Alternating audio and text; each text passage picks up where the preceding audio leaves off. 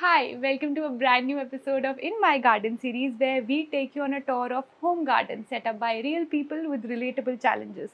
And today's house is elegant, green, yet realistic. So come on in with me.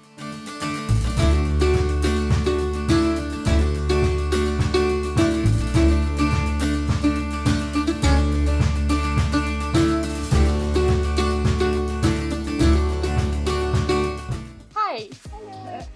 Thank you so much for having us here. It's such a beautiful green space. It's like this oasis that you've created in Malabar. It's beautiful. Thank you. Welcome to my little first terrace actually. So welcome. Yeah. Oh, it's a nice balcony. I love the flooring and the shutters go down. I was just noticing it's really nice.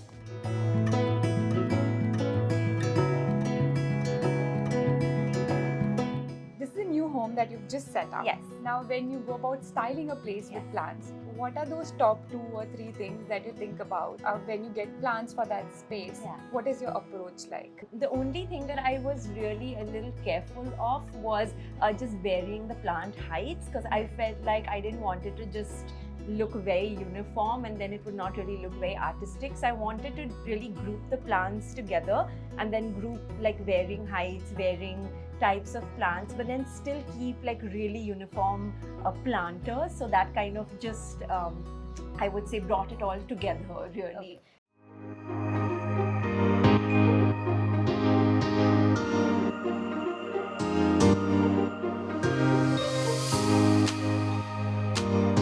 Now, when you go about buying plants, Yeah. is it that you decide, okay, this is the corner I want to place a plant, and then you go about buying a plant?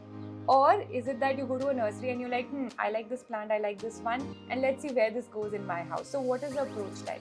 So firstly, I just looked at the conditions of this space and I bought plants. Of course, they should be Pinteresty, they should be beautiful. I'm using a lot of the plants, like some of them in my bedroom as like the main focal point, in my living room as a focal point. So I mean, I've bought plants for all over the home, but apart from looking beautiful, I need them to stay alive. So I think my first priority was that how are the light conditions for that particular plant.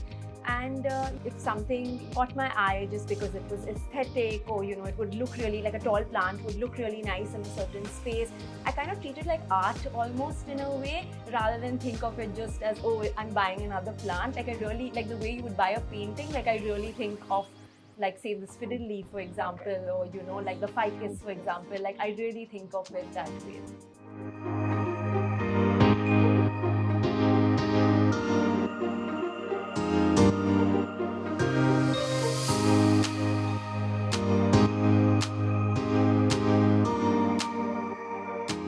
Also, I see that you have club plants. At Yes. certain places, there's a single plant which Yes. is like a showstopper of that space. Yeah. But there are club plants as well. Yes. So when you club plants, you said that height is one Yeah. factor. Anything else? Because in a small space of this balcony, you have actually kept beautifully a bunch of plants. I feel like healthy plants are really what is going to make your space look beautiful. Yes. So how much ever you focus on the aesthetics, eventually you need something that will just thrive well, and then that will just take its own life.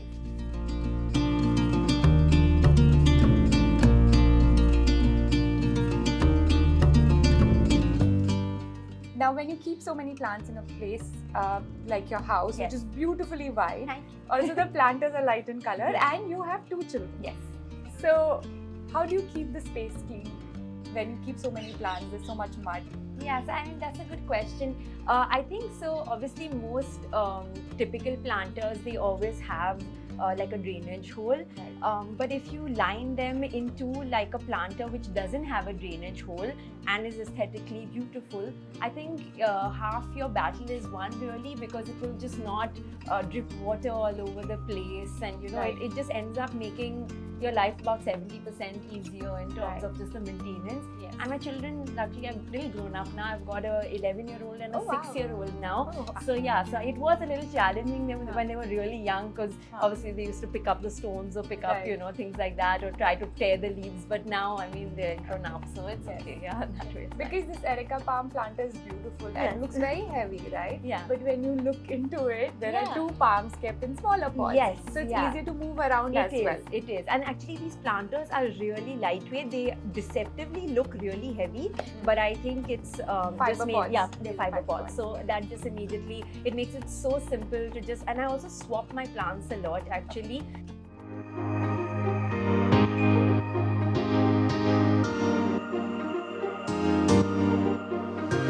My earlier home was very, very low light, and I was just using them aesthetically, that, oh, you know, somebody's gifted me a plant, let me just place it on the desk, let me place it on the console, not really understanding much about how plants work.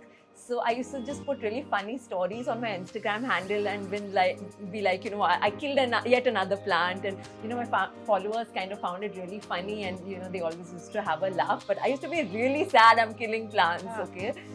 I'm vegan. So one day, a really kind follower, her name was Archana, she reached out and she's like, you know, this is what you're doing wrong. You completely putting it in like this really low light condition, and it's not getting food. And, and I just went back to like school, you know, science, and I was like, okay, that makes sense. She told me, she showed me my first light meter app. She made me download it. A moisture meter. She gifted me a moisture meter, and she said, you know, this is how you know if you're overwatering your plants. And surely I was overwatering all my plants, because people are like, water your plant every day. You know, that's what you are told. Yeah. And then there was just no stopping me, because then I just kept buying like plant after plant after plant, and they were just thriving in my space. And I said, okay, you know, you kind of put your finger on it, and it's really about just understanding the basics so well. That's actually, pretty much that's my really story. nice, because I think how social media sort of changed this entire thing about plants, right? It's made us a community. It's a community, literally. Like, I really felt that with her. She was just so kind. Yeah. And now I think you have about 30 plants. Yeah, I've got some more in the bedroom as well. So yeah, they're at all.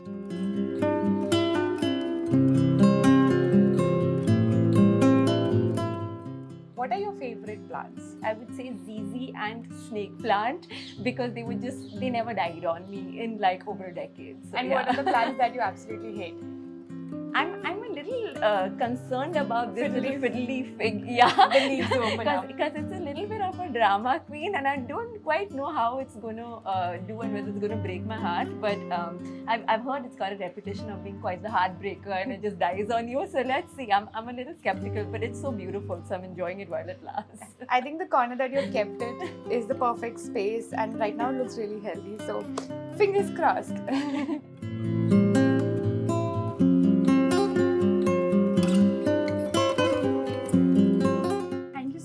Having us here. Thank you, Ekta. It was an absolute pleasure, and the plants look really healthy and happy in your space. Thank you. We have a small gift from our Garden Up store. There's some soil and supplements. It might be a little heavy, but I hope your plants enjoy them. Thank you. I'm sure they will. Yes, thank you. Take care.